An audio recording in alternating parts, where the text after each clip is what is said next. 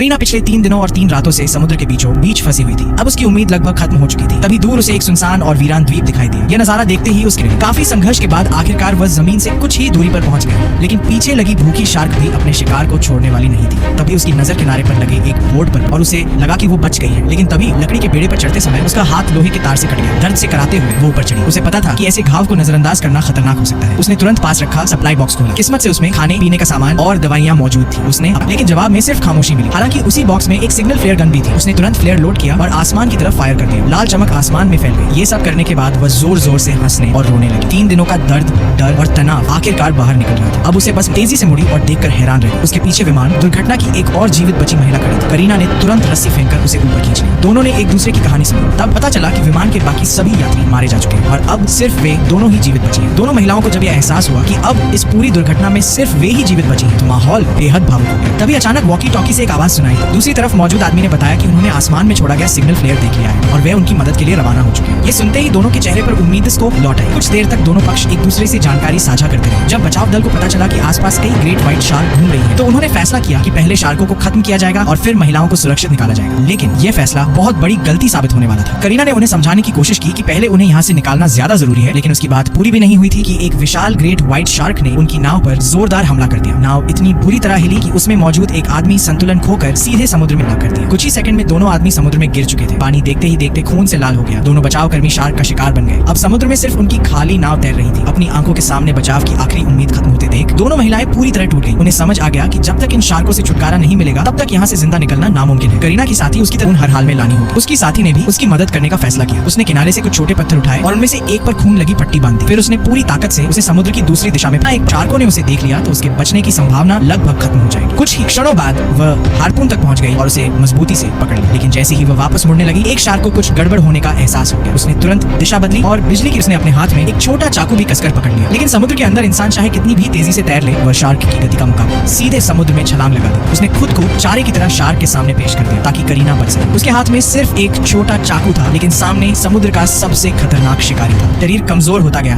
और आखिरकार उसने हमेशा के लिए आंखें बंद कर ली। अपनी साथी को खोने के बाद करीना पूरी तरह टूट गई। वह फूट फूट कर रोने लगी। इतनी मुश्किलों के बाद मिली एकमात्र दोस्त भी उसे छोड़कर जा चुकी थी। लेकिन कुछ समय बाद उसने खुद को संभाला। उसे एहसास हुआ कि अगर वह हार मान गई तो उसकी साथी का बलिदान बेकार चला जाएगा। उसने तय किया कि चाहे कुछ भी हो जाए, वो जिंदा यहाँ से निकलेगी। अब उसके अंदर डर की जगह गुस्सा भर चुका था। उसने समुद्र में घूम रही शार्कों की तरफ देखा। उसकी आंखों में बदले की आग साफ दिखाई दे रही थी। उसी समय उसके दिमाग में एक खतरनाक योजना आई। उसने हार्पून गन उठाई और सप्लाई बॉक्स से पेट्रोल का एक कैन निकाल लिया। फिर एक मजबूत रस्सी को हार्पून के तीर से बांधा और उसका दूसरा सिरा बेड़े के खंभे से कसकर बांध दिया। सब कुछ तैयार हो चुका था। करीना हार्पून गन हाथ में लेकर बेड़े के किनारे खड़ी हो गई। इसके बाद उसने जानबूझकर अपने पैरों से पानी पर जोर जोर से चोट करना शुरू कर दिया। पानी में उठी हलचल ने जल्द ही शार्क का ध्यान अपनी ओर खींच लिया। कुछ ही क्षणों में एक विशाल ग्रेट व्हाइट शार्क गहराइयों से निकलकर उसकी तरफ बढ़ने लगी। करीना सांस रोककर सही मौके का इंतजार करती रही। जैसे ही शार्क पर्याप्त करीब पहुंची, उसने ट्रिगर दबा दिया। हार्पून का तीर बिजली की गति से निकला और सीधे शार्क के मुंह में जा धंसा। शार्क जोर जोर से तड़पने लगी, लेकिन अब वह रस्सी में था। इससे पहले कि करीना कुछ समझ पाती, शार्क ने उसकी मृत साथी के शव को अपने जबड़ों में दबाया और समुद्र की गहराइयों में खींच ले गई। ये दृश्य देखकर करीना कुछ पल के लिए स्तब्ध रह गई। वह अपनी दोस्त को इस तरह जाते हुए नहीं देखना चाहती थी, लेकिन जल्द ही उसने खुद को संभाल लिया। दुख मनाने का समय अब खत्म हो चुका था। उसे एहसास हुआ कि बच निकलने का मौका उसके सामने खड़ा है। उसकी नजर दूर समुद्र में तैर रही एक मोटर बोट पर पड़ी। वही अब उसकी आखिरी उम्मीद थी। करीना ने गहरी सांस ली और बिना देर किए समुद्र में छलांग लगा दी। इस बार उसने अपनी ताकत बचाने की कोशिश नहीं की। वह पूरी रफ्तार से नाव की तरफ तैरने लगी। हर सेकंड उसके लिए कीमती था। धीरे धीरे वह नाव के करीब पहुंचने लगी, लेकिन तभी आखिरी शार्क को एहसास हो गया कि उसका शिकार उससे दूर निकलने लगी। हर टक्कर के साथ पूरी नाव कांप उठती थी। ऐसा लग रहा था जैसे किसी भी पल नाव पलट जाएगी। करीना समझ चुकी थी कि अगर उसने इस आखिरी शार्क को खत्म नहीं किया तो वह यहाँ भी सुरक्षित नहीं है। तभी उसकी नजर नाव के एक कोने में रखे बड़े ऑक्सीजन सिलेंडर पर पड़ी। उसी क्षण उसके दिमाग में एक आखिरी और बेहद खतरनाक योजना आई। उसने तुरंत एक मजबूत टेप उठाई और एक तेज धार वाले चाकू को ऑक्सीजन सिलेंडर के पीछे मजबूती से बांध दिया। अब वह सिलेंडर एक घातक हथियार बन चुका था। इसके बाद वह सही मौके का इंतजार करने लगी। नीचे समुद्र में शार्क लगातार चक्कर काट रही थी। उसकी नजर अपने अगले शिकार पर टिकी हुई थी। कुछ ही क्षण बाद शार्क फिर से हमला करने के लिए पानी से बाहर उछली। यही वो मौका था जिसका करीना इंतजार कर रही थी। उसने तुरंत एक भारी रिंच उठाई और पूरी ताकत से ऑक्सीजन सिलेंडर के वाल्व पर वार कर दिया। वाल्व टूटते ही सिलेंडर के अंदर भरी गैस जबरदस्त दबाव के साथ बाहर निकलने लगी। उसी दबाव ने सिलेंडर को रॉकेट की तरह आगे धकेल दिया। अगले ही पल सिलेंडर सीधे शार्क की ओर जा रहा था। शार्क कुछ समझ पाती उससे पहले ही वह पूरी ताकत के साथ उसके सिर में जा धंसा। भारी टक्कर से शार्क बुरी तरह घायल हो गई। कुछ ही क्षणों में समुद्र का पानी लाल होने लगा। वह दर्द से तड़पती रही, लेकिन धीरे धीरे उसकी हरकतें कम होने लगी। आखिरकार समुद्र का वह आखिरी शिकारी भी हमेशा के लिए शांत हो गया। अब खतरा पूरी तरह खत्म हो चुका था। करीना कुछ देर तक वहीं खड़ी रही। उसे यकीन ही नहीं हो रहा था कि वो सचमुच बच गई है। पिछले कई दिनों की भूख, प्यास, डर, दर्द और संघर्ष उसकी आंखों के सामने घूमने लगे। उसने अपने साथियों को खोया था, मौत को बेहद करीब से देखा था, लेकिन उसने हार नहीं मानी। अब पहली बार उसे एहसास हुआ कि वह सच में